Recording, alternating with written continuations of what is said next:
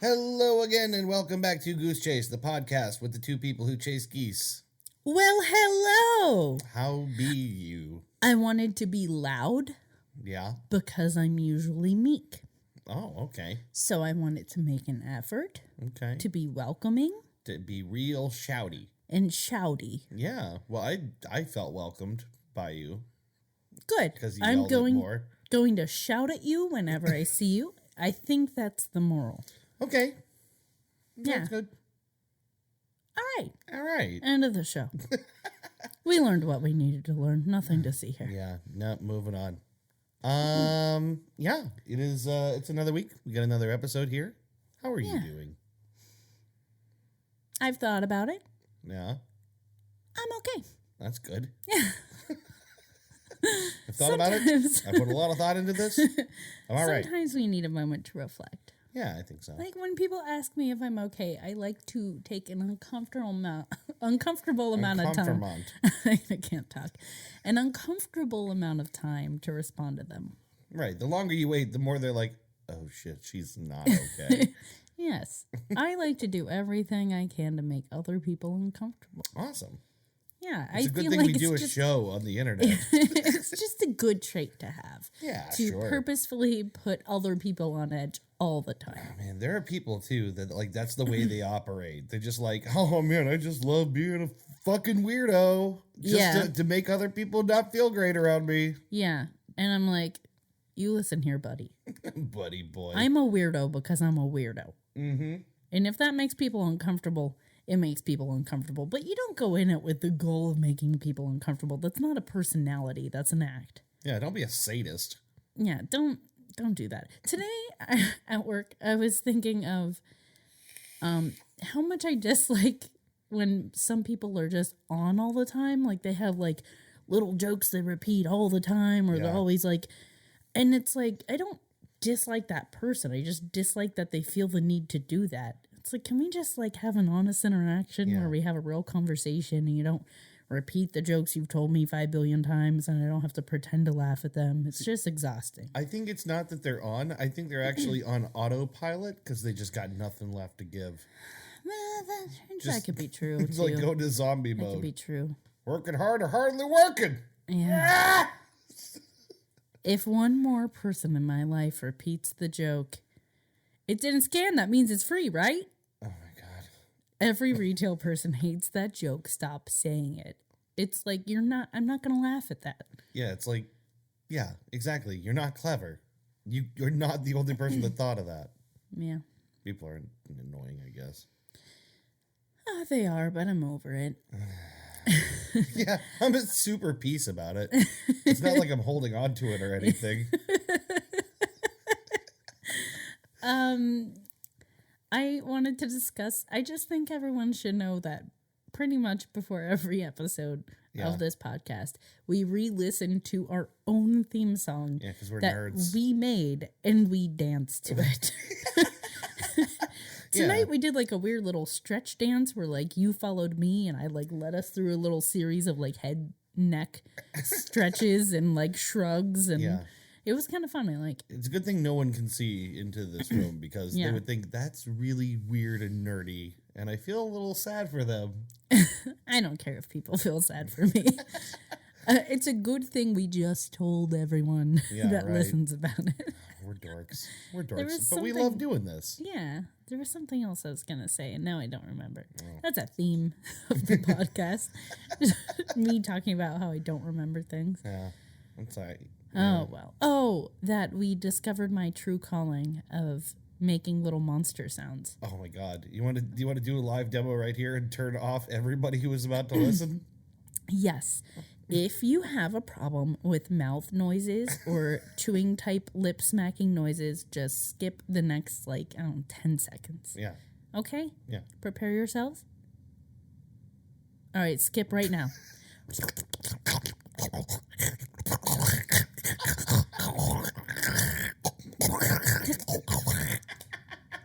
That's it. Oh my God, it's so creepy. I love it. Yeah. I love doing it. I found my passion. That's it. I'm quitting my job. I'm doing nothing but that. Just playing the role of Little Monster in every Little Monster related production. Yes.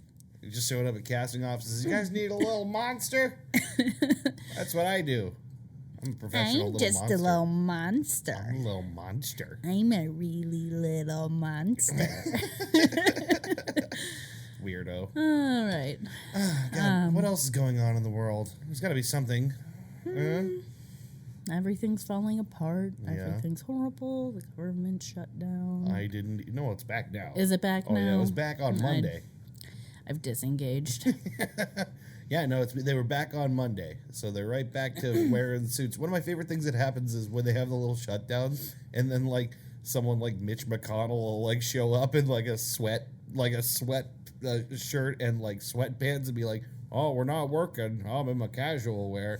It's like, you expect me to believe that you don't wear that suit to bed like a robot, you fucking weirdo? Like he shows up. I like to think they show up to work and do work. Yeah. But he's just in sweatpants. And he's like, doesn't count. I'm not in my suit. Yeah, right. It's not work if I'm comfy. We know you're a turtle. Give it up. Little turtley Mitch McConnell. Yeah. But it's funny because he's do just this. A turtle. When the government shuts down, they all act super cash. And they're like, we're just like you. We're out of work right now. Oh, yeah. It's like I'm laid off. Yeah, we're just like you, but we give ourselves our own raises and we choose them. We're just like you. Just like you. Bullshit. Give me a break. Increasingly, I don't care for any of them. Any of them, I don't care for them. There was a time when you, thought fondly of most politicians? Well, there was a time where I believed in more of them. Yeah. Now I'm just like, I don't care. Seems true. Yeah. I've got no mental energy for it. I say this as I look at a 20-foot wide mural of a bald eagle on the wall right there that says, "God bless America." You bought it ironically from a guy who was afraid to shake your hand because he thought your atheism was going to wear off on him. That was another guy. Oh, there was another guy? I didn't want to tell Blanket Guy that I was buying it ironically. That's right. I thought he might not sell it to me. That's right. Yeah. Well, you swindled him. The other guy was, when I told him I didn't believe in God, he pulled his hand back and he looked horrified. I also remember you saying he made some kind of really horribly sexist comment. I think Hillary Clinton was involved. It wasn't horribly sexist. It was just just mildly sexist? No, it was just a statue of a horse's ass, and he's like, "That's what we think of her." And I was like, "Okay, well, that's you." I just remember you looking around for our friend Katie, and she had already noped out of the situation. That's right. He did say something sexist, but what was it? No, yeah, because he went on to explain, also, women shouldn't do anything in government. And I was like, while inside, I was like, of course, because, we men love being in charge. Because all men. It's pretty good. And of course, deep down, I was like, he's right. Women shouldn't do anything. What if that was the end of the story? I'm just like, well, you got me there. And we shook hands. And then, I don't know, and then you were a conservative Christian. All of a sudden, you're just like, he was right about that one thing. He was right. Must be right about everything. That's how it works. And then I just changed, my whole life changed. I came home and I was wearing tweed and I don't know. For some reason, I just imagined you in a straw hat chewing a piece of straw. Like a piece of hay. Not the or hat. Whatever. You're not eating the hat. You're not a horse. I'm not eating my own hat. No, not literally. Okay. You mean a little cool piece of hay? Yeah. There in your teeth? A cool piece of hay. Do you remember those Flight of the Conchords? Okay. I was like, wait, why'd you turn into that? Murray's trying to give them ideas for a cool look. And he's going, how about a cool piece of hay there in your teeth? And they're going, that's a bad look, Murray. My favorite thing, and I have a lot of favorite things about Flight of the Conchords, but my favorite jokes that they make. The music jokes. Or the music puns, the album puns that they make with Murray. Ugh. Yeah. It gets me every time. One of my favorite ones was the Off the Wall one. They're talking about this. They just mentioned Michael Jackson's Off the Wall, and Murray, not realizing it's an album, goes, "Yeah, he is off the planet. Isn't he gonna freeze himself out there?" Oh, such a dork. I think I've mentioned the rumors one before. Yeah, we might have mentioned it on this. I can't remember. It's the one where they're talking about Fleetwood Mac and the love triangle. Ah, rumors. No, it's all true. That was all true. Oh, he does such a good job of just playing clueless. Yeah. So good a job that, like, everything I've seen him in, he's just played that. Yeah, right. I mean, I can't think of a lot of things I've seen him in, but he always has that. He was kind in of role. Yes Man. Yeah, that's the one I think That's of. the only other thing I've seen him in. Yeah. Which I'm sure he's in other stuff. I just haven't seen it. He's got that movie, and I know I haven't mentioned it on this show, but he's got that movie where he plays like 3 or 4 roles. Right. It's like a Nutty Professor style, I'll play everybody kind of movie. We should watch that. I totally want to. I'm just afraid it's not going to be funny. It might suck. There's a chance it'll suck, but you know what? That's the chance we take. This is the sacrifice we make. Yeah, right. Sometimes watching shitty stuff. And I don't. This has nothing to do with what we've just been talking about, but Cool. I just thought of watching TV and sometimes watching bad TV or stuff you didn't expect. And I thought of my mom talking to me about Shameless and how it's getting a little bit dark. Yeah. And I'm so proud of her and my stepdad. That she's watching it. Yes, because I bought them a Roku for Christmas, and it was a little bit of a gamble. Yeah. Because I knew there was a chance that they'd take one look at it and go, we're never going to learn how to use this. I was coughing while you said that. I thought you said a Roku. I got them a Roku. I got them a Roku for their TV. I might even get a tattoo of it. I got a tattoo of my Roku. For my TV. On my booty. On my booty. We're It's dumb. a weird joke. Yeah, we're real dumb. No, but I knew that I was taking the risk of them just like not really having interest in it. Because I talked to them about it before and they kind of like They didn't. they poo-pooed the Roku. They poo-pooed the Roku. Yeah. But I, in my heart of hearts, I knew that if they would give it a shot, they'd really like it. Mm-hmm. Not to mention, they have access to Amazon Prime, Right. Hulu, and Netflix. They don't pay for any of it Right. because we take care of it because we already have it. Yeah. So between those things, what else do you need? Yeah, they have most of the things you would want to be watching stuff on streaming services. So I introduced it to them. This also came like right after they got a new television, and we're having a lot of problems figuring out remotes, even though it was the exact same setup as they had before. It's just one more remote. It's the same. It was the same number of remotes. Oh. When they switched TVs, it was the same number of remotes. They just suddenly forgot.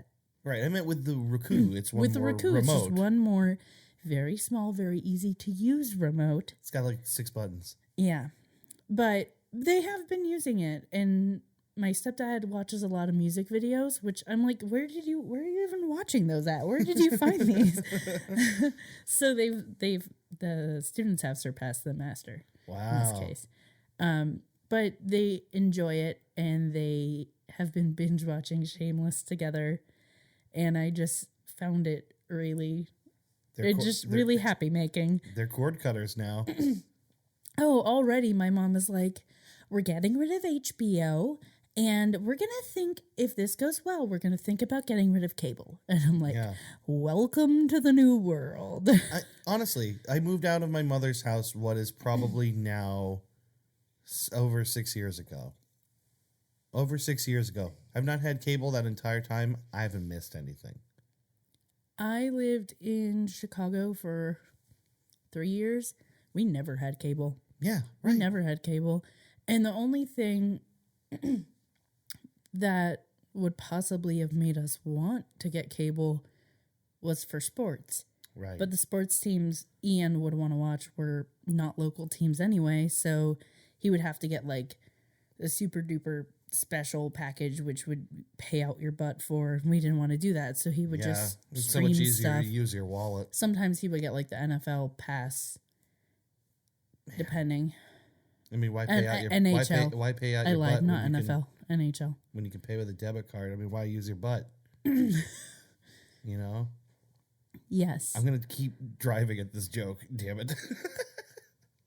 Yes. Don't pay with your butt. Don't pay with your butt. You Just don't use a have to. debit card like a normal person. Every time I tell you to stop presenting your butt to the clerks, it's not an approved form of tender. Sir, that'll be $17.50. Yeah?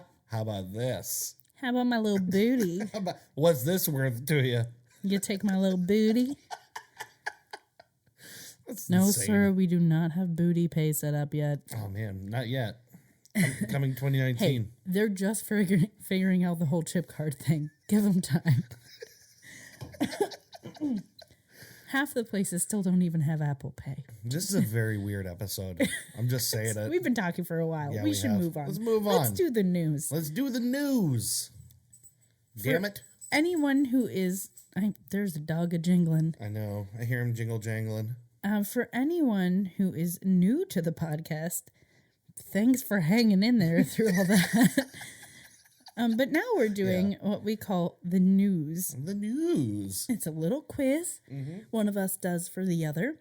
There is one true news headline and two fake news headlines. And my victim has to choose the right one. Yes, that classic game, 2 false things and 1 true thing. One truth, 2 lies. Yes. All right. Are you ready for this? Hit me. I'm so ready. First headline. During Tryst, Trump ordered pizza with tiny pizzas on top as a power move, according to Stormy Daniels.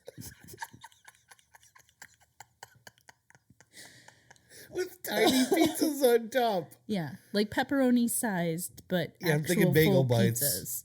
Yeah. Okay. As a power move. It's a power move. Yeah, If you can get someone to make tiny little pizzas to put on your pizza, that proves you got all the power and all the money. You want to see how powerful I am? Watch. This pizza's going to have 12 pizzas on it. I'm going to make them make me pizzas for my pizza. All right. I've worked at several pizza places. I've gotten weirder requests. Yeah. All right, next one. Camels disqualified from Saudi beauty contest over Botox. All right. I like that one a lot. All right, last one. BBC considering Rowan Atkinson for role of the Doctor in the future. Okay. I don't think that's it, and I think I know why. Because I think I saw a clickhole article that said the Doctor would be played by Benedict Cumberbatch and Rowan Atkinson holding hands or something hilarious like that. That's what I can't remember. I saw something like that. So I'm giving that one. I'm looking at that one suspiciously. Okay, let me run through these one more time. Yes, let's hear them again. During Tryst, Trump ordered pizza with tiny pizzas on top as a power move, according to Stormy Daniels. Okay. Camels disqualified from Saudi beauty contest over Botox. All right. And BBC considering Rowan Atkinson for role of the Doctor in the future.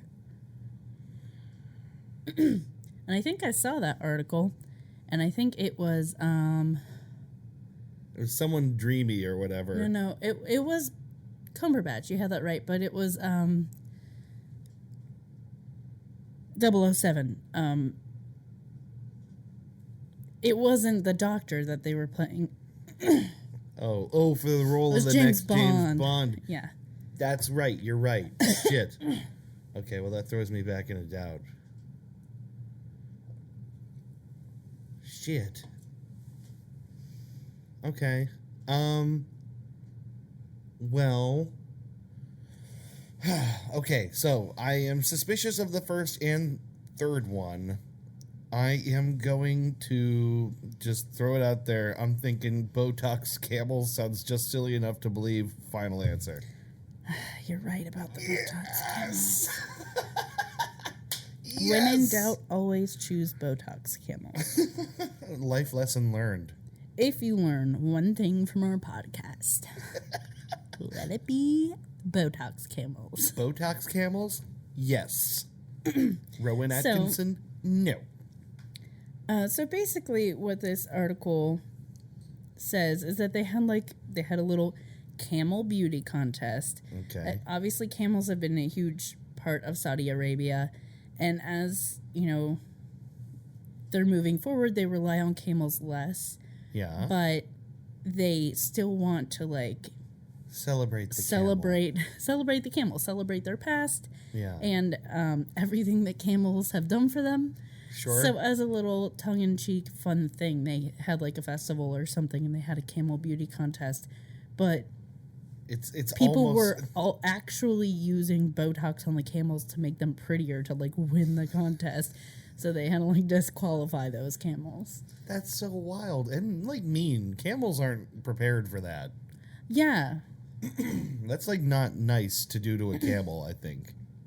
And also you're going to give those camels low self-esteem. You're just not giving them enough credit. You think they're not going to win the beauty contest without the Botox. Yeah. This is not a good example you're setting for camels. The camels are going to... Or for people. They're going to go home and go to their stable and kind of look at themselves funny in the mirror. Try they're slumpy. Oh, do I look fat? How is that camel going to smile if you Botox it? Real it's not going to big. be able to smile. Imagine it with the human teeth. Well, you can't have emotions with Botox. Oh, right. Yeah, right. It's not paralyzes your muscles. It's not they would be pulled into a smile. It would be... Right. Yeah. Poor Botox camels. I feel bad for the Botox camels. Yeah. It's like the horses they give Coke to for races. Do they coke up horses? Oh, yeah. There are labs dedicated to testing race horses, to make sure they're not on drugs. For cocaine? Yep. Wow. I knew someone who ran one of those labs. He was my professor in college, in grad school. That's wild. Yeah. Interesting stuff. I had no idea that they would... Because that There's seems a lab weird. dedicated just to that. There's more than one, I'm sure, but I was in a lab dedicated just to that. Must be a fun lab. They're scientists. Mostly just horse piss, but, fun sometimes. They're scientists. They're fun in the way that scientists are fun. Right, yeah. Yeah. They're good people. God, that's wild. Honestly, I got to tell you, Saudi camel beauty pageant sounds like a racist lie. It did, and I did have to look it up to make sure that there were other articles about it. Yeah. I think there were enough other sources, like Daily Mail, which I don't necessarily trust, but there were some other ones that I was like, okay. Yeah, right. Because this one came from ArabianBusiness.com, and I was like, it could be a really racist satire website. Yeah, right. Oh, God. Wouldn't that be terrible to do on the show? Yeah. It's just yeah. Oh, no, I was aware of that. Fresh from Arabian Business. Yeah, I was aware of that. I was like, this could be horrible. So I did check, and there were multiple articles. So either we're all being bamboozled, and I don't feel quite so bad, or we weren't bamboozled. Right. Well, I sure hope we weren't bamboozled. I don't think we were bamboozled on that one. If so, that was a heckin' good bamboozle. Yeah. Score one for Arabian boop Business. Boop them on their Botox snoots for that bamboozle. Boop them on the snoot. Boop them on the snoot. Just get that snoot. You know what you do? You get that snoot and you give it a little bit booping. You boop that snoot. I really wish Bo would present his snoot that I might boop it. I'm happy with his snoot staying over there for now. Yeah, you're right. Sneaky little snoot. Okay. So what do we got here? I couldn't decide what I wanted to do. All right. So I'm going to do a couple things. Okay. I have done trivia before. Yeah. From a book given to me. Mm-hmm. But now it's for the podcast. It's the podcast book. A book whose primary audience includes the pooping. Yes, it's trivia for the toilet, double duty. Yeah, which we're not, I want to be clear, we're not pooping now. Well, you're not pooping now. Oh, I'm sorry, don't want to be Only presumptuous. speak for yourself. Right, okay. I take it back, I'm sorry. I cut a hole in the middle of my chair, and I put a bucket underneath. It took me a really long time. When I told you I was working on the news quiz, that's what I was doing. I'm surprised you didn't hear the sawing. I just sawed a hole in the chair to shit it later, right in front of you. You would never know if I hadn't told you. You know? Aside from the smell. You got me. Hands up, right. you got me. So, a little bit of trivia. Okay. It's not about poop. Okay, cool. Maybe it is. The city of Chicago was originally called Shikako, Shikako, a Potawatomi Indian word, but after white settlers said it enough times, it eventually evolved to the spelling and pronunciation we know today. The French were the first Europeans to truly colonize the area after Native Americans had driven away a U.S. Army fort and a few other camps. Enthusiastic about its prime location near waterways and planned railroads, the French incorporated the area in 1837 and named it after what they thought the Potawatomi with whom they traded were calling it. They thought the Potawatomi were calling it Chicago, or, what they pronounced Chicago. What they probably didn't realize was that they were settling on a wild onion field that the natives had always referred to as Chicago, or that skunk place. That skunk place. Yeah, the skunk place is in quotes. They were calling it skunk place. So Chicago is that skunk place. It's skunk place. All right. Yeah. I can see it. I liked that. I lived in Chicago for a little bit, and it honestly, it was like the first page I opened up to, and I saw that and went, all right. All right. How about that? All right, and then the other thing I was thinking of doing was a little more F.U. Penguin by Matthew Gestire. Before you go on, I just want to point this out. Good on the Native Americans there for giving one back to the... Oh, yeah. Just don't tell them. It's like, everyone comes in and like, hey, we're taking your land and all, half your people and all your feathers and they're beads. just like, that's fine, have the skunk place. And they go, no, we got something great for you. We call it Chicago, and it reeks. I mean, I don't think the American Indians were really like convincing the French settlers to go there. They were just like, yeah, have fun. That's the way I like to think of it. Okay. Well, you can have that. All right. All right. So the quote on this, let me show you the picture. Oh, what are you? Let me see. It's a lemur. Oh, okay. It's weird because it's like upright sitting like a person. It's a lemur sitting upright in kind of like a yoga pose. Like Weird. the meditation pose. Its legs are kind of crossed and it has its arms out to the side and its head is slightly turned. The quote on top of the picture says, I got your chi right here. Aw, poor lemur. Busy day at work. Kids got you down. Concerned about the geopolitical turmoil in the Middle East? Yeah, meditation is probably a great idea. Why don't you just relax, turn off your thinking brain, and start using your feeling brain? Oh, wait. I just remembered you're a lemur. There's nothing stressful in your day, except where to put your tail to make yourself look particularly cute. I realize now that your decision to take up meditation was just an excuse to show off your furry belly. Stop using the transformative power of self-reflection against me. You may think your cunning daily routine has me won over, but I'm not even going to let it stress me out. At least I still have yoga. Not bad. Did you know? Lemurs gained popularity in the DreamWorks film Madagascar. Ever since then, these primates refuse to sing I Like to Move It unless they are being handsomely compensated, despite the fact that they used to sing it for free almost to the point of it being ridiculous. That's a nice one. I like that. All right, that's my middle segment. All right. Just a couple little things to keep us going, not lighthearted. All right. Chicago. The skunk place. I would really like to take a trip to Chicago, and I will insist on calling it Chicago now. Yeah. Well, now you have to tell every Chicagoan you meet, hey, you come from a farty onion patch, right? This place smells like farts. Hey, you live in a farty onion patch. Fuck you. Oh, I make so many friends wherever I go.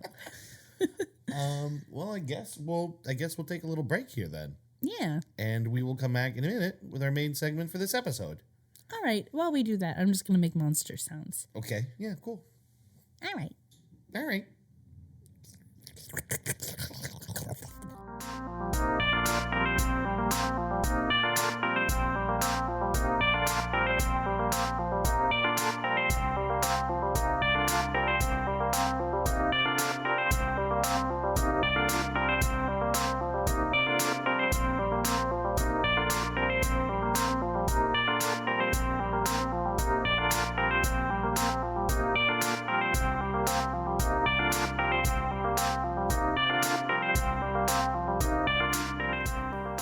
And we're back. And we're back. And we are back. And we're back. And we're also back. We're not back. We lied. We lied. We're not even here. It is It time. was all a ruse. It is time for the main segment for this episode. Which I don't know the right way to introduce without jumping way ahead. This is the story Of a girl of a girl. who cried a river and drowned the whole world. Not really, surprisingly. Oh, that's good, because that would be unfortunate, because we'd all be dead. This is a story of a woman named Margaret Howe Lovett and a very special, unique dolphinarium. Dolphinarium. Yes, where experiments were conducted in the late 50s and early 60s.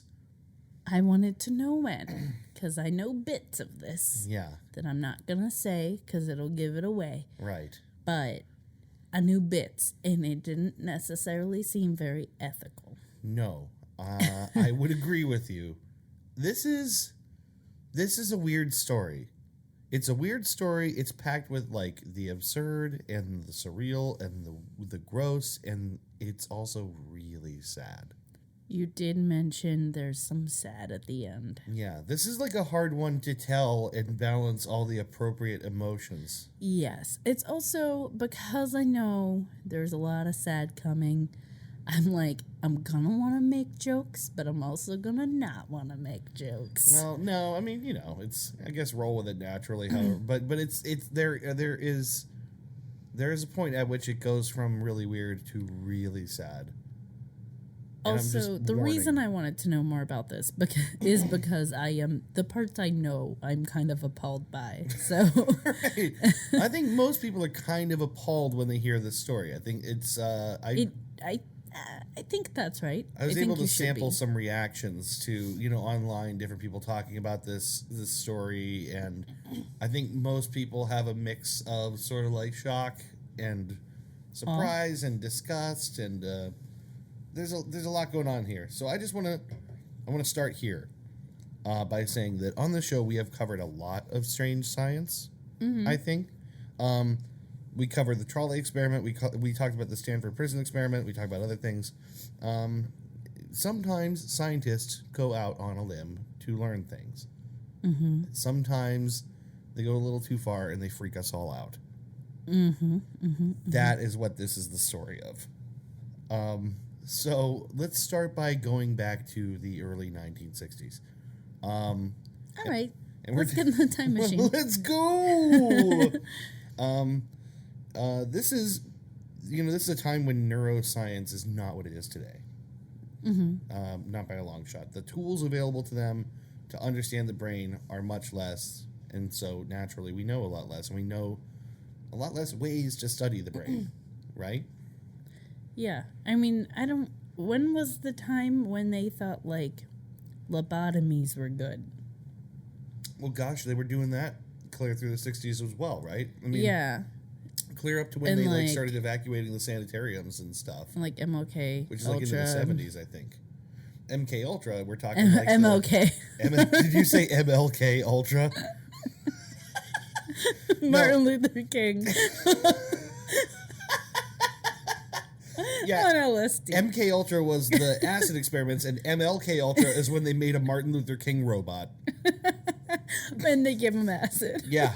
He was the size of a skyscraper and very inspiring. He was He was not as nonviolent. No. In fact, he could be heard to say MLK smash before punching a hole in a skyscraper. MLK Ultra. MLK Ultra is super rad. Oh god, I'm hiding behind my pop filters.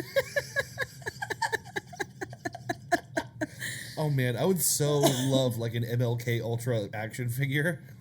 We should make it. A giant robot MLK. Oh Jesus. This is terribly off topic. Anyway. But yeah, no, the stuff like the MK Ultra and all that. That's I will never be able to think of MK Ultra without calling it MLK Ultra. Me either.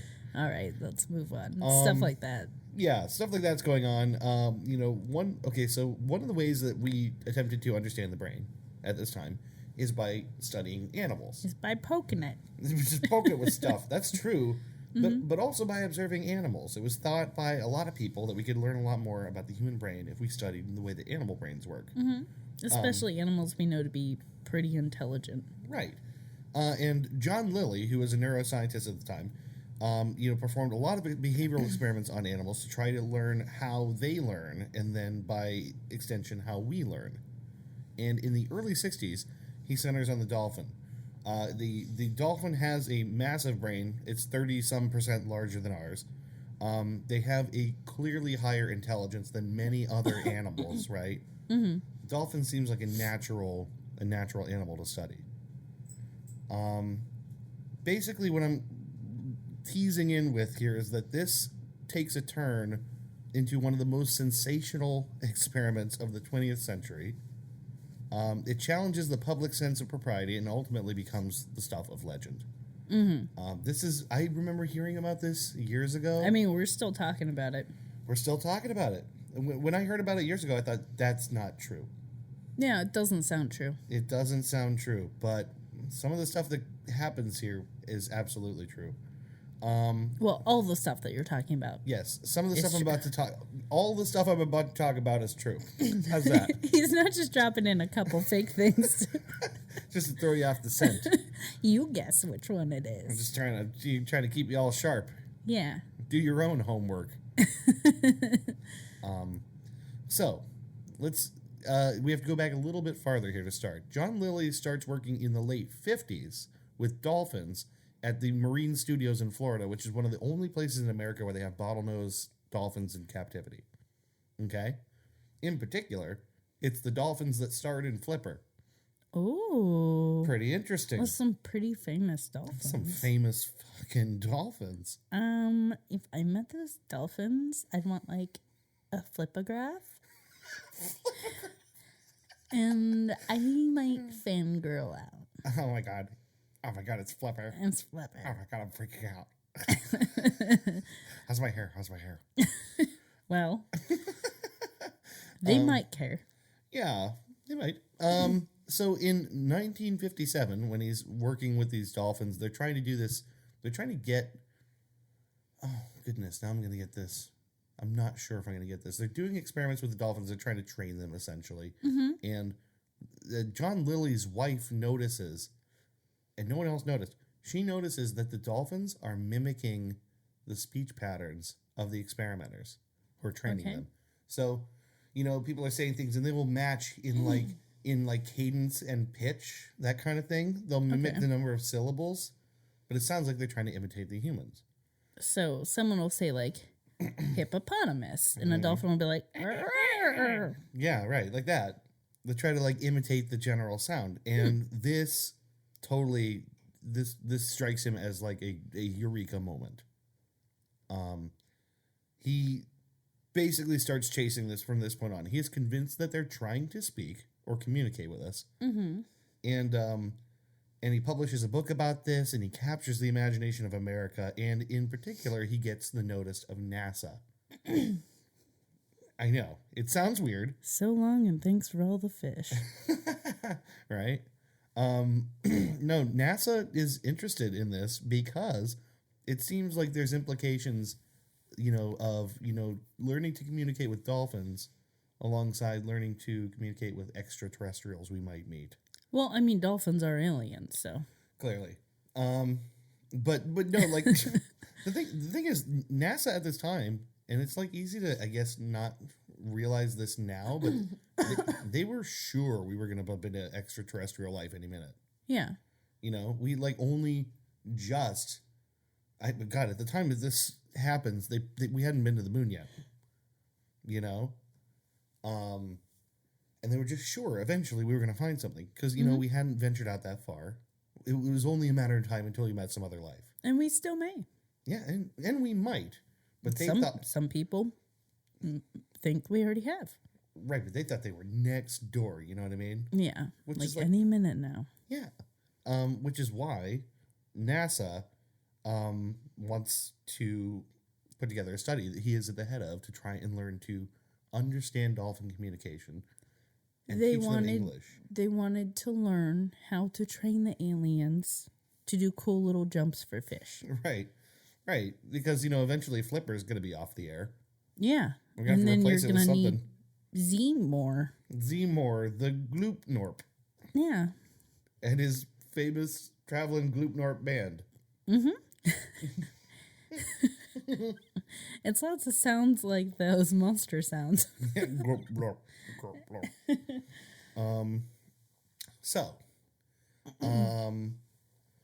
Let's see. So what happens next is they construct a dolphinarium, which is basically the way it's arranged is it's a home with an enclosed pool out back, right?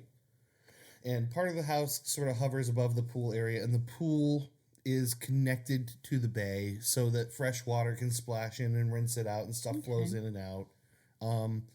And it's a pretty comprehensive observation station. It even has underneath the surface, there's like a window that they can look in and see underneath the pool and everything. It gives them a really good vantage. Yeah, it seems like a nice place. The Dolphinarium is stocked with a very competent team. Mm-hmm. There's, you know, all these researchers and veterinarian, and then almost coincidentally, a layperson, a non-scientist. Mm-hmm. And this is where Margaret Howe shows up. Okay. She just showed up at the house one day. That's not a joke.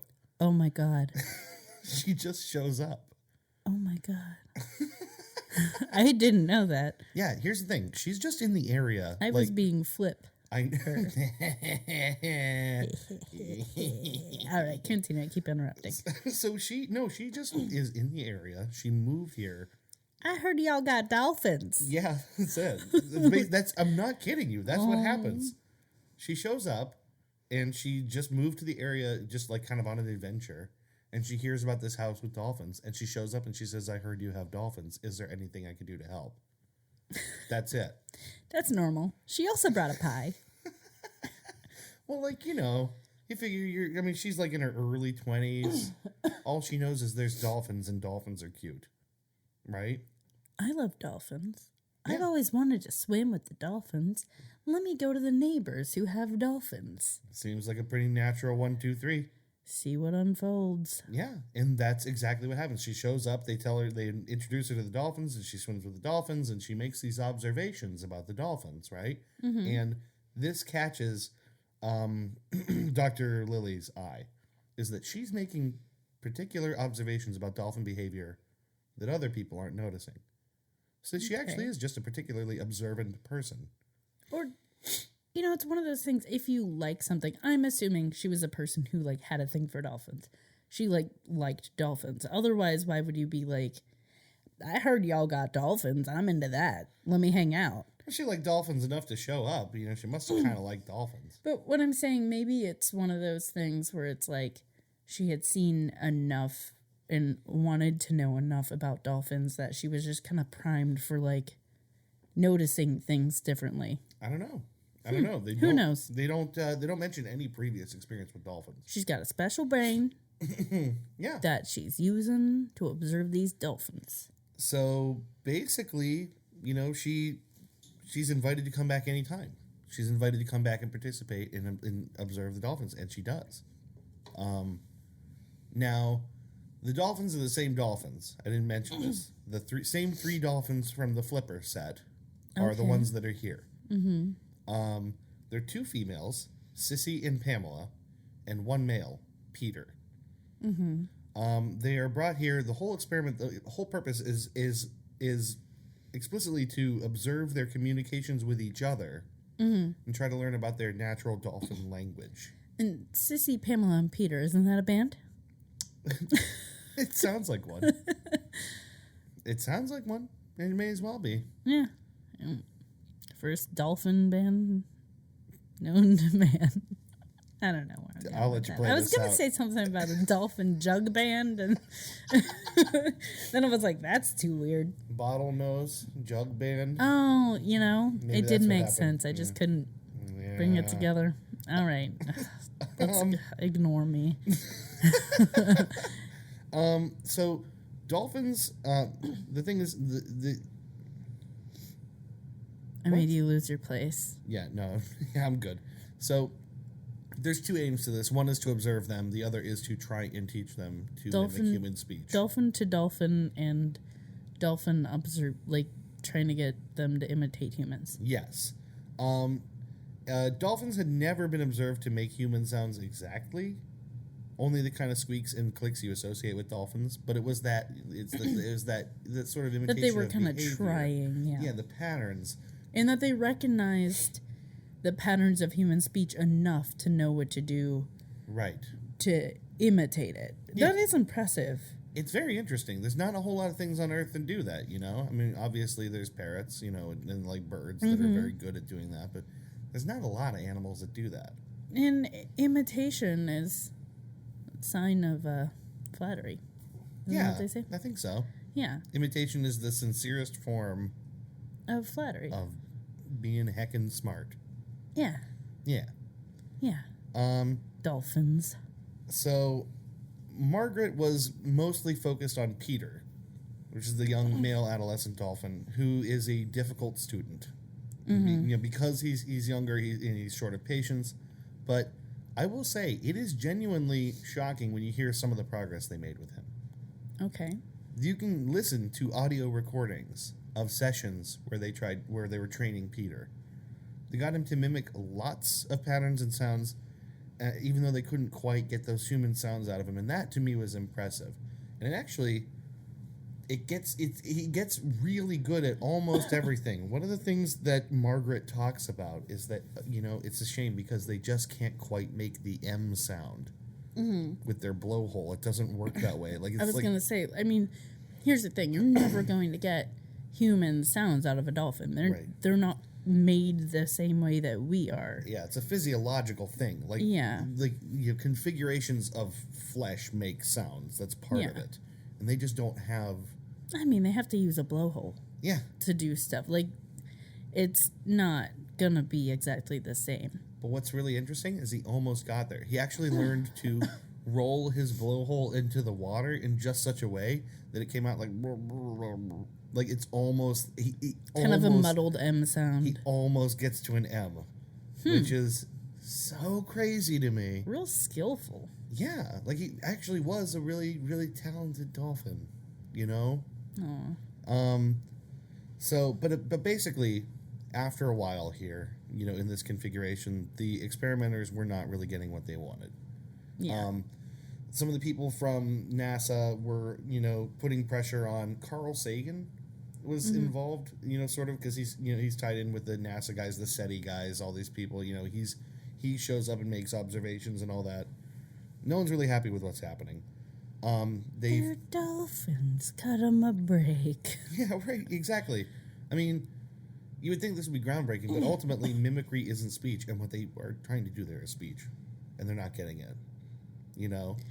In retrospect, it seems obvious, but I think, like you mentioned, there was a lot of excitement built into this.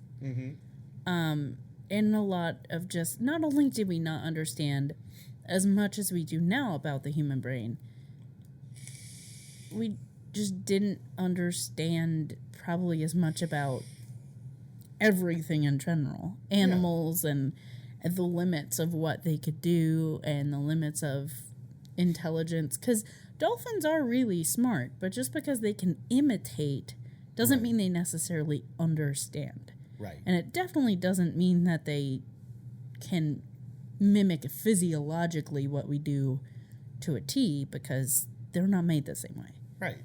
exactly. There's only so much.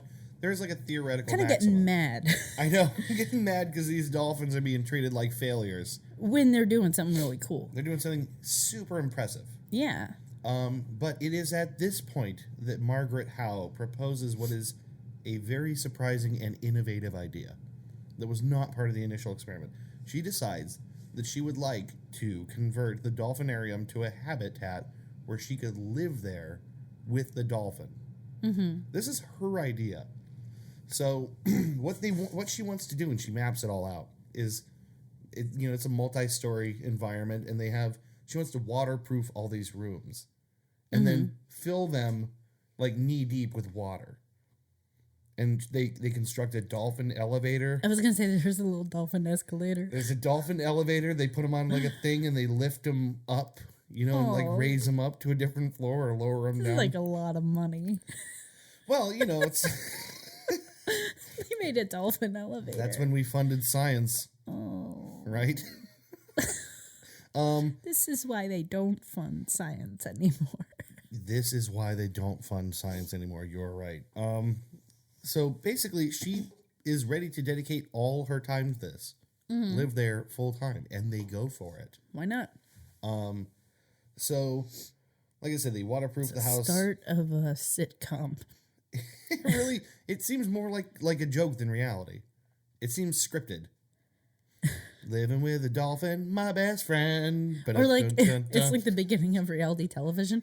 What happens when one woman and one dolphin live in one house together? Will they ever get along? This week on Ocean House. Oh, Peter, you're just so sloppy. You never clean up your PJs.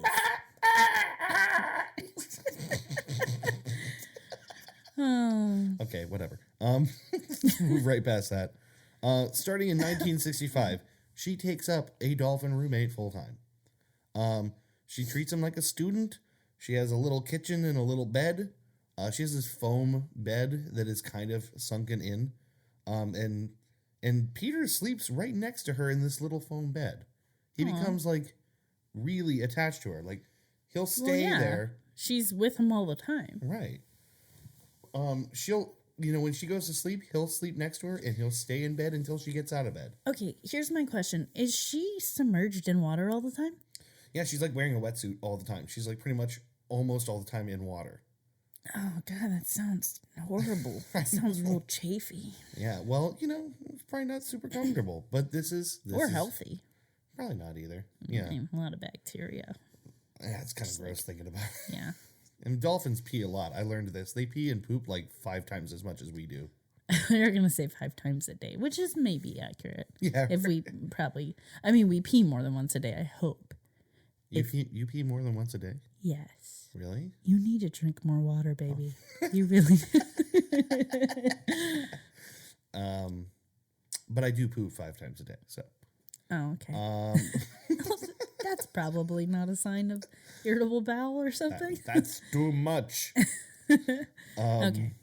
So anyway, yeah, he basically, they have this domestic existence, and during this time she's trying to teach him things like pronouncing her name, and that's where the M sound trips him up and all this, and she gets pretty close at getting him to pronounce her name, which is pretty crazy. Mm-hmm.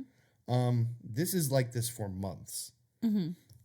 And they are, the NASA is getting antsier.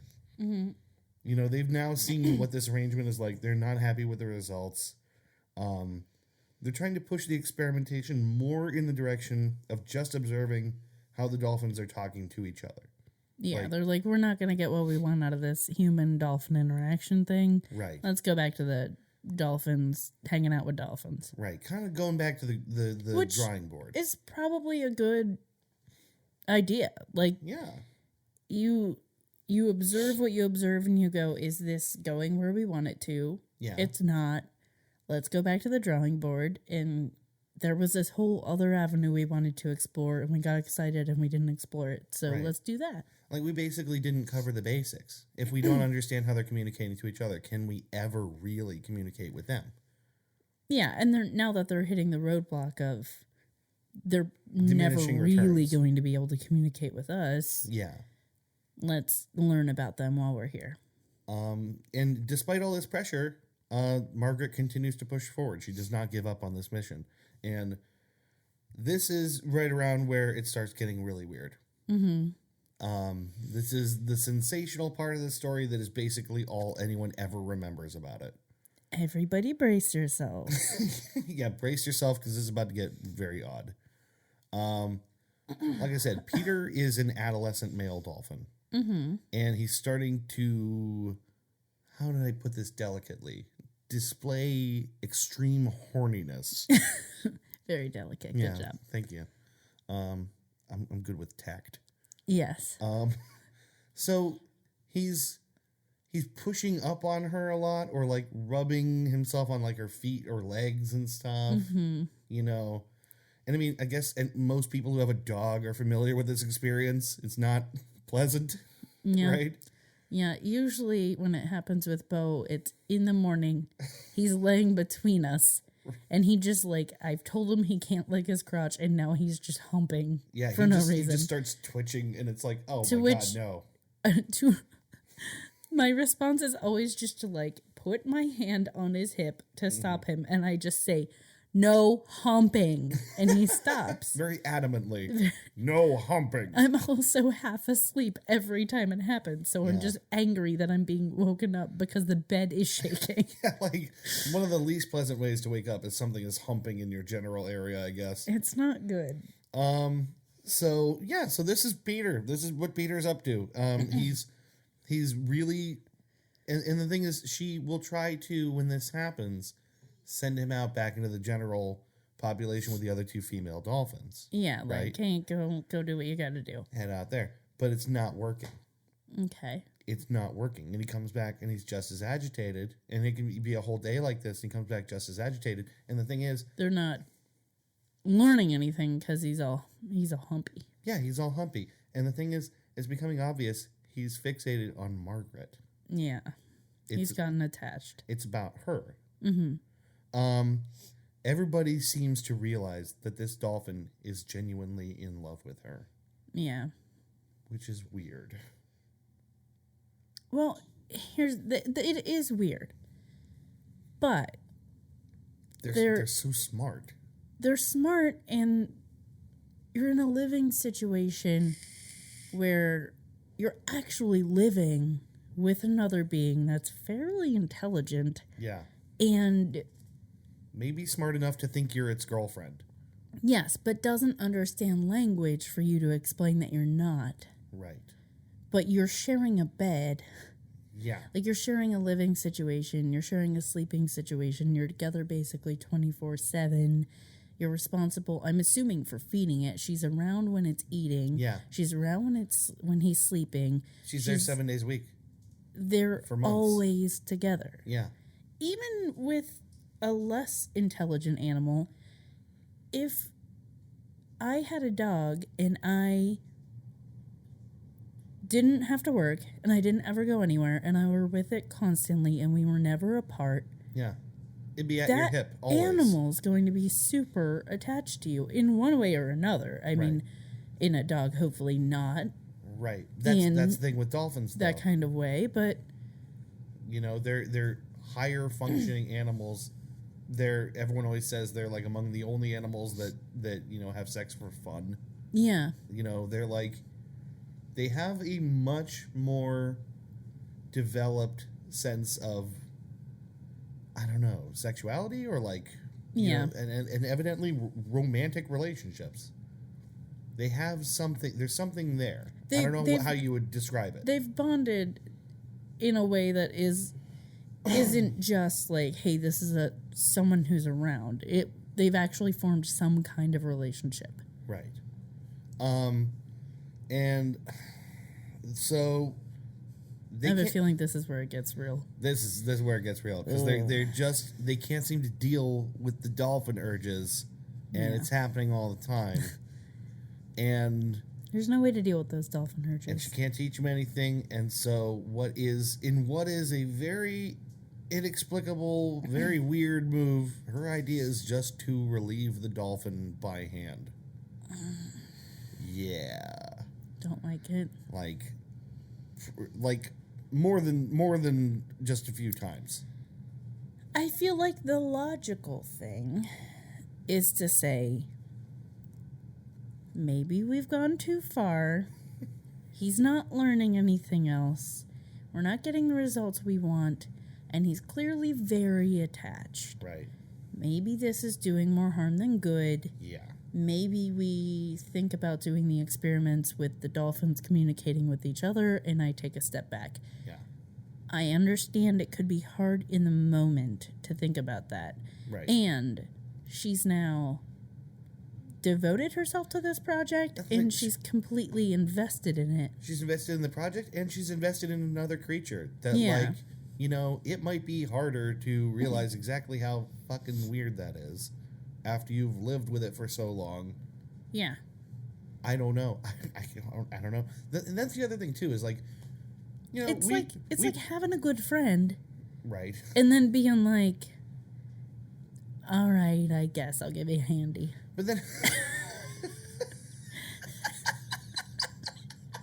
Except one of the two of you is a dolphin. Yeah. And you probably shouldn't. Well, here's the other thing, too, is I was thinking about this, because this obviously has bothered me for some time. Mm-hmm. And, I was thinking, when we, need to, collect, semen from an animal or whatever, we do stuff to the, you put a horse's dick in a sleeve, mm-hmm. and you do a thing to it, mm-hmm. or whatever.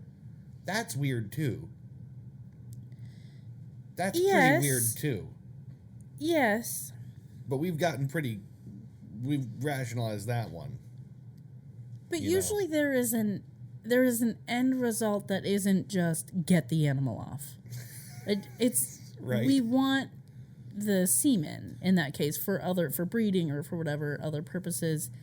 But it's not like, well, the horse isn't doing what I want him to do. Let me jerk him off real quick. I know.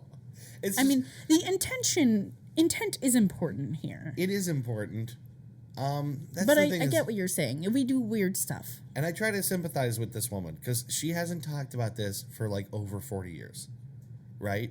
I do sympathize with her. Yeah, and she maintains... She maintains it wasn't sexual for her. It was not... Okay. But she does say it was sensual. I don't like that. I don't like it either. Or sensuous, maybe. What's the difference? Dunno. And it sounds like she's talking about fruit. It really feels to me like she knew She's justified this to She's justified it to herself. You would have to. Yeah. I don't know if this qualifies as abuse or not. This is why I don't like it. I know. It's weird. But I don't know. I'm just comfortable. We've had this discussion before, which is why I had this on the list as, well, I'm jumping the gun a little bit. I don't want to say that. But we have talked about this at length. And about animals and consent. Consent, yeah. I still say Peter couldn't consent. I'm comfortable saying I don't know. I'm comfortable saying I'm not really sure what this qualifies as. We don't speak the same language as him. Yeah, right. There's no real way to know that he fully understood the situation.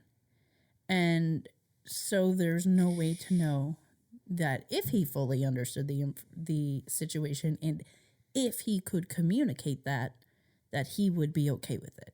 Yeah, I think the depth of human experience and all the complications around sex just doesn't apply in nature as far as Right. And it's not like the dolphin's gonna sit at home feeling kind of like his self-esteem's weird afterward. But we don't know. Right. I mean, part of this experiment is that they don't know how dolphins think. They wanted to observe this. Right. And because we don't know. Yeah.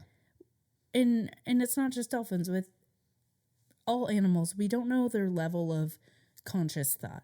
Sure. We don't know how much they really think about things or have the capability to wax poetic on things. Yeah. We don't know exactly how their brains work or where they're at. Mm-hmm. Some animals we can go, they're probably not thinking a whole lot. Right. But dolphins are some of the more intelligent creatures, and we don't know that they're not. It's enough of a reason to just be like, as a rule, don't do that. Don't. As a rule, don't do that. Don't have sexual relations with animals. Don't do that. I hope we're not the first people to tell you all this. I hope someone told you before. All right, this is not new. Let's move on a little bit here. I think that warranted a lot of discussion, but let's move on a minute. Okay. So she has given Peter some handies. Yes, and continuing to try to train him, and this is just kind of happening for a while. Is it helping the training? Like, is it at least? They do not make mention of it helping the training. Really, Okay. she described her thought process is this is like an itch. Yeah, like get it over with and we can get back to what we're doing. I get that. Right. I don't know if she's right. I was curious if it actually helped. Right. Yeah. They don't touch on that. They didn't mention that. Which seems like Seems a pretty a little important bit part. important. Yeah. And the fact that they didn't mention it maybe suggests, it wasn't. It wasn't helpful. No. And she just kept doing it. But Peter was happy as a clam. As far as we know. Anyway. I'm sorry. I think you misunderstood this whole story. He is not a clam. He is a dolphin. He is a dolphin. He's a dolphin. This is where the story starts getting really sad. It goes from weird to sad pretty hard. Mm-hmm. So, fair warning to the faint of heart. This is going to get downright all out tragic. If you need to end the episode here, end the episode here. So remember, Dr. Lily is still in control. This is his experiment. So Dr. Lily knows she's jerking off the dolphin. He's Peter. Like, whatever, okay, that's weird. Well, you're going to find out Dr. Lily's a weird dude. Okay. At this point, he is super interested in LSD, its effects on consciousness, its effects in Should've particular. Guessed that. And he wants to know how it affects the dolphins. Yeah. I mean, it's not the first time. Well, maybe it's the first time, but there's a lot of experiments where they give animals drugs like that. Never dolphins primates. yet. Yeah, primates. Yeah, I know they experiment with LSD on other animals, but just not dolphins yet at this point in time. Yeah. But, it's like LSD is new, too. So they're like kind of... Let's give it to everyone. Why the hell not? Including dolphins. Throw it at everything. I thought you were going to say throw some in the ocean. Yeah, just see what happens, man. See what wacky things happen. Just like turn on your third eye, man. Really like be the best fish that you can be. Margaret protests this. Margaret doesn't want this to happen, but eventually, I agree with Margaret on this one. It's not her experiment, and they eventually inject all 3 dolphins with LSD. Now you will be happy to know nothing happens. Okay. The dolphins don't exhibit any signs. We're talking 20 minutes, 30 minutes, 40 minutes. But Dr. Lily starts trying to provoke a response out of them. Because he's not happy. He's not getting any change. He sees nothing happening. Mm-hmm. He goes so far as to jackhammer the floor in an attempt to startle them. This episode is, they're like highly sensitive creatures. Yeah. You're jackhammering while they're in a water tank. It's a horrifying experience. Yeah. And you're going to freak them out. And regardless of if they're on a drug. Now, the rest of the team already had a lot of reservations about this. This is the last straw. Yeah. They're like, nah, you're fucking crazy. Yeah. People start walking. People literally just leave. Including the dolphins. They just started walking away. They got up on their flippers. Like, and strutted on out of there. They finally talk. Yeah. They go, we've been playing along for a long time. We don't know what you wanted to get out of this, but we think you've gone too far. And they just walk away. By the way, this reminds me, a Reddit response to this story was the dolphin's first word was again. After. Yeah. I thought that was kind of funny. Yeah, it's a Reddit response for you. Anyway, back to the tragedy. This is the experiment basically shuts down in pieces. Mm-hmm. Margaret, leaves. The dolphins are shipped back to Florida, and that's the most tragic part. they had to go to Florida. I'm joking. We love you, Florida. I'm ambivalent towards Florida. It's fine. I've never been there. Yeah, it's So all I right. can't say I hate it. It's all right. Seems fine. So yeah, everyone is really heartbroken about this, including Margaret, obviously. Mm-hmm. And the dolphins, in particular, do not have a good life after this point. So, really tragically, they are shipped to a place with a very cramped tank. Miserable conditions. Again, as mentioned, they pee and poop like 5 times as much as we do, and their tanks fill up, and the environment is unsustainable to them. And these are tiny tanks, and it's horrible. And especially considering, okay, these are fairly intelligent beings, as we've stated, and they've been essentially cohabitating with people and getting a lot of attention all the time. Yeah. And then you're sending them away. You're changing their environment completely and putting them in an insufficient environment. To a much, much worse one. Yeah, that's shitty. And fuck those scientists. Shame on those scientists for not making sure that when the experiment was done, that the animals were taken care of in a better way. It strikes me as really thoughtless. It's very thoughtless. In particular, Dr. Lilly, who I think, because he's the head researcher here, he has the responsibility. Well, clearly he's a fucking asshole. Well, again, there's going to be more about Dr. Lilly. But I already hate him. What I want to focus on right now is Peter, and this is where the story takes an ultimate bottom out. He is miserable in captivity. And he probably misses Margaret. Without a doubt. He lived with her 24/7. Everyone who saw him after that point seems to agree that he was broken-hearted. Like, he was literally suffering a broken dolphin heart. And here's the thing. Like, obviously that situation wasn't going to be able to be sustainable. But if you're going to take them out of that situation, at least put them in a situation where they're, like, interacting with some humans or interacting with other dolphins in a bigger tank and able to, like, actually live a life. You don't take an animal that has been interacting 24/7 with one person and multiple people and then shut it off in a small tank and don't do anything.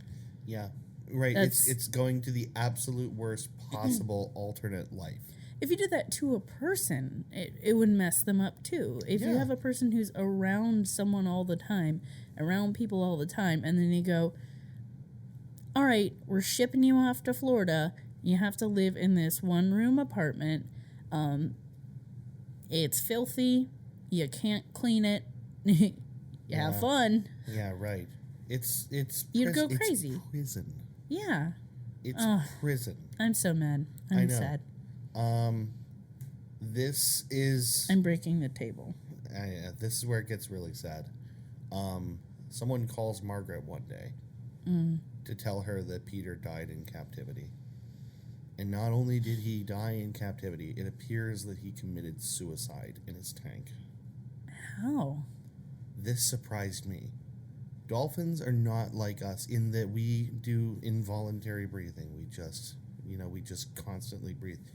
For dolphins, every time they breathe, it's a conscious decision to go to the surface. Yeah, I was going to say it has to be because they have to get to the surface. They have to be thinking about that. And apparently, more than once, it has been observed that dolphins in bad conditions will just not go up, take their last breath, go down, sink to the bottom, and just go. Yeah. So he just voluntarily asphyxiates himself at the bottom of the tank. And that's the end of Peter. It's super sad, but is it bad that, like, my thought is kind of good for him? Yeah. Well, yeah, because he did something he had a sense of agency about himself. Yeah, he got to choose that. It is sad, and I do understand what you mean. It's both. It's messed up that was a situation that he was in. Oh, that's real shitty. This is what I meant when I said this goes rock bottom. Yeah. Nothing makes me sadder than that. I don't like animals being treated shitty. I know. Especially, I just have this image of this really happy young dolphin with a great life and like a best friend / girlfriend / whatever, and then to go from that to just torture. I mean, it's just so heartbreaking. So let's move past that now. Okay. Let's talk about the aftermath of this experiment. Okay. Dr. Lilly, no, that's not. Yeah, okay. So if anything good can be said to happen out of this, it is the fact that Dr. John Lilly sees the error of his ways in a profound way. Okay. Prove it. Well, right. He makes a number of, sort of public addresses, and writes books around the nature of the fact that the human-dolphin dynamic they pursued in this experiment was wrong to begin with. The idea that we can, take a creature that intelligent, independent, smart, like higher consciousness than many other animals, and we can, put it in a tank and observe it and try to make it do things just felt wrong to him. He really, honestly, after enough time, came to terms with the fact that they are our counterparts on this planet in a way. And it would be like a dolphin taking one of us and going, let's see how you interact with dolphins. Yeah. Live in this environment and, try to learn how we do things. Yeah. Oh, it's not working out. All right, go away. We don't care. Exactly. They're not exactly our intellectual equals, but they are... They that we know. Right, that we know. They're probably not, but they're high. They're too smart to do this to them. Yeah. And this is a realization he comes to, and he spends a lot of his life trying to, change, public perception and awareness of, the dolphin and whales as well, actually. He dedicates his life towards dolphin preservation. He writes all these books. He helps create the United States Marine Mammal Protection Act of 1972. Literally helps craft legislation. It'd be kind of weird if he didn't include whales in this. If he was just like, yes, protect the dolphins. Whales? Oh, they're dumb. They could suck it. Yeah, but fuck the whales. Those guys suck. He does not do that. He loves whales too. I still don't forgive him. I don't blame you. And hold on, because I'm not done on Lily. Okay. His career, there's a lot of things about his career that are very interesting. Actually, for one, he's the inventor of the first sensory deprivation tank. Okay. He's not a guy without accomplishments. Yeah, that's something we've wanted to try. Yeah, right. Oh, definitely. I would try one of those. And there's some not that far away. Yeah, Akron, Cleveland. Yeah. But he gets weirder and weirder. Like the acid experiments with the dolphins are just like the tip of the iceberg of how weird this guy gets. He develops these bizarre paradigms to try and describe human consciousness that sound like just absolute madness. Well, he was probably on acid himself. And more. And possibly coke. He describes something called the Earth Coincidence Control Office, which in his description is a cosmic entity that controls all our lives. Reptilians. And there are 9 tenets we must follow in order to control coincidence within our own lives. You can't control coincidence. As he sees it, the Earth Coincidence Control Office, or ECHO, there is actually a connection to Echo the dolphin here. I didn't fully research this. There is a connection. Apparently, the Echo controls large arcs of coincidence across our lives, and we control small, individual coincident episodes. It doesn't make sense. It doesn't make sense. It doesn't make sense. Some people call that God. Yes, and he would argue it's a kind of a god. Some people call that the universe. Right. Some people just call it coincidence, or, you make choices, and those choices have results. Cause and effect. Yes, cause and effect. Sometimes you can control parts of that. Yeah. Sometimes you can't. Yeah, this is so stupid. It is very stupid, and worth noting, all this shit is like fueled by ketamine. Like, this dude loves That makes sense. ketamine. That makes sense. Yeah. Have I told you my favorite ketamine story? I don't think you have. I've never done ketamine. Don't Okay. do that. It's a good Don't way to do start. Ketamine. So I watched the movie Party Monster and I read the book that Okay. it was based on. Yeah. Which is, of course, written by James St. James. The man's so nice that they named him twice. Yes.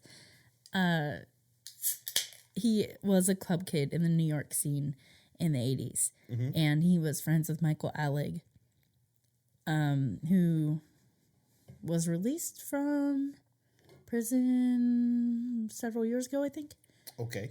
after he had killed a drug dealer and was possibly, I'm pretty sure he was on drugs when he did that, but he did that and went to jail. So, the book and the movie and everything were written by James St. James, and something that was in the book that they did not really detail in the movie was some more experience he had while on ketamine, which was like his drug of choice at the time. Yeah. And when you do ketamine, they describe it as going into a K-hole. Yeah, It's a downer. It's a sedative. That's what it's meant for, like in animals. Yeah, it's like an animal tranquilizer. Yeah. So you'll have these real trippy experiences, but they're like deep, and some of them can be real scary. Mm-hmm. But you'll come out of them and it's like having a dream and then not really remembering it.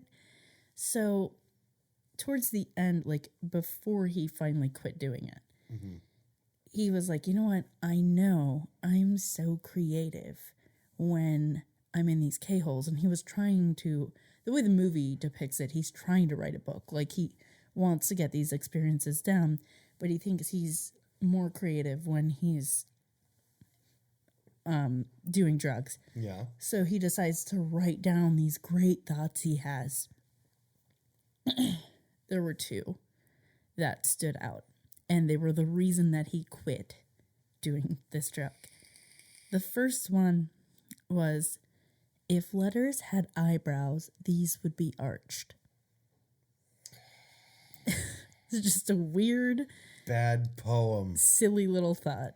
Bad poem. But he thought he was like really creative when he was on this drug. Yeah. So if letters had eyebrows, these would be arched. The second one was, evil must be baked at 650 degrees. And this freaked him out so much because he's like, what the hell? Like, I think I'm so creative and having these thoughts, and I come out of it and I see what I've written and I've scrolled evil must be baked at 650 degrees. Like, Yeah. what the fuck? But that's the thing. That actually is a very good illustrative example of exactly why your weird ketamine trip is not as insightful as you think it is. Not insightful. The A Earth, little scary. Not the Earth insightful. coincidence, whatever the hell, the Earth Coincidence Control Office is exactly that kind of stupid nonsense. Yes. If and you're yeah. on a whole lot of tranquilizers, that probably sounds real profound. It probably does. It's like the idea of like coincidence as being something that is marshaled and organized is very. Every time you say the Stupid. name of it, in my mind, I picture like this bureaucratic office. It's kind of like the game Papers, Please. And I'm just I'm just imagining like people with big rubber stamps and just like in a row, just like stamping things and like determining what coincidence is going to happen. Yeah, it sounds exactly like a stupid ketamine trip would by comparison to the other one. Yeah. But anyway, I just want to offer my final take on this because I've told basically the entirety of this story. I think it's obvious here there's only one entirely, purely sympathetic character in this story, and that's obviously Peter the dolphin. Yeah. And the other dolphins, of course. But Yeah, but especially Peter. In particular, Peter. I just I feel incredibly sad now when I think about him, and I feel like so much more could have been done to protect this dolphin. This is a time I think in science where They were just kind of throwing everything at the wall. and seeing what stuck. And there wasn't as much oversight. Like we said before, this is why science isn't funded. Yeah, right. And this isn't the only reason, and I'm sure it's not, possibly not the main one, but things like this are why science isn't funded, and things like this are why we have to be better about choosing ethical ways to do experiments. And we have to be pickier. Yes, we do. And in particular, in this case, specifically when it comes to dolphins, the fact that they can so obviously, I think in this case, experience that kind of love and that kind of attachment and these heightened, what we think of as more complex mental states or whatever. The fact that they can experience all that means we owe them so much more than was afforded to these dolphins. Yeah. And I think it's really sad. And I think we need to consider not only their bodily health and that their basic needs are met, but their emotional sort of aspirational well-being. They're not like everything else. Yeah. And so I guess that's generally it. I feel for Peter the dolphin, and what a sad thought it is. Yeah. Of everything that happened to him. I'll say I hate Margaret. That was her name? Yeah, Margaret. I hate her less than I thought I would in this. Yeah, me too. It turns out she is not the villain I was expecting. Maybe guilty of poor judgment. I think, if anything, she is guilty of poor judgment. Yeah. I still don't like Dr. Lilly. I don't care what he did afterwards. I don't care how much ketamine he did and how many offices of coincidence he came up with and how many protection acts he put into place. Yeah. I'm glad that he figured something out. Right. And was like, all right, that was wrong. But too little, too fucking late. Yeah. Honestly, I can't ever imagine finding myself in a situation where I was willing to operate a jackhammer to scare the shit out of some dolphins because I wasn't getting what I wanted out of them. That's so cruel. He must have known better. He definitely knew better. Yes. A 5-year-old knows better. Yeah. Any 5-year-old who's gone to the aquarium with their parents and a jackhammer and has been yelled at for tapping on the glass. Yeah, right. Because they're going to startle the marine life knows better than that. Yeah, I just think it's really, really, it's very terrible what was allowed to happen there. LSD will do that to you, I guess. LSD and ketamine. Yeah. Probably some coke. So that's it. That's the incredibly bizarre tale of Margaret Dunwoody or whatever her last Dunwoody. I know. Margaret Howe. Yeah. Margaret Howe. And Peter. And Peter the dolphin. And Sissy. And what was the other one's name? Starts Boo-Boo? with a P. No, not Is Boo-Boo. it Paula or Patty? It was it's Pamela. Pamela. I was close. I was getting closer. Pamela, Sissy, Peter. Really sad. Yeah. I don't know. I mean, at the very least, it's a cautionary tale. It's like we have a responsibility to animals in particular when we study them. And I think that there was a really long time period, and to some extent now, where that was never considered at all. I mean, we still continue to do experiments on animals, but I like to think there's a modicum more, there's consideration. You have to justify an ethical. Any kind of experiment you do, you have to make your case to an ethics board. Yes. And there are people that will argue that any experimentation on animals is wrong and we shouldn't do any of it. Yeah. As someone who comes from a science background and has seen the kind of progress we've made because of it, I'm torn. Sure. I don't like it. Right. But we weigh the damage we do against what we have to gain. Yes. We make a calculated decision. So I'm firmly on the fence. I don't like it. It doesn't make me happy. I appreciate you taking a stance. I'm just saying I do understand both sides. Me and too. I understand people who just don't want anything to do with animal testing and don't like that we do it at all. and are very against that, I totally get your reasons for why. Yeah. I also understand the other side of it, that the benefits that have come from it are amazing. Yeah. Well, we gotta try stuff to learn stuff. Right. That's kind of how it all shakes out. Right. It's a hard ethical clusterfuck. The real takeaway here for this week's episode is if you see a dolphin, give him a hug. Don't touch his penis. Give him a little hug. Don't touch the peepers. Just give him a hug. Just, if he seems a little horny, just like pat him on the head and let him go on his way. Get out of the water. Get out of there. It's worse than a shark. Be kind to a dolphin. That's your goal this week, guys. Yeah. Go be kind to a dolphin. Yeah. Go find a dolphin, knit it a little hat. But not too kind. Not too kind. That's really the lesson. Yeah. We gotta walk the line here. You gotta find that line of what is kind to dolphins and what is just too much. Don't be a weirdo. Don't get too close to that line either. Yeah. The line is the penis. Yeah, the line's penis. Or the genitals. It doesn't have to be a male dolphin. Oh, by the way, there's a dude who wrote a book about a relationship with a dolphin, and if you thought... Is it autobiographical? Oh, yeah. Now, okay, we're wrapping up the episode, so I'm not going to get into it, but let's just say it's pretty creepy. I don't like that.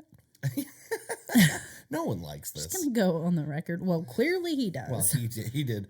And he alleges so did the dolphin. I mean, apparently the dolphin came on to him. You don't get to say that.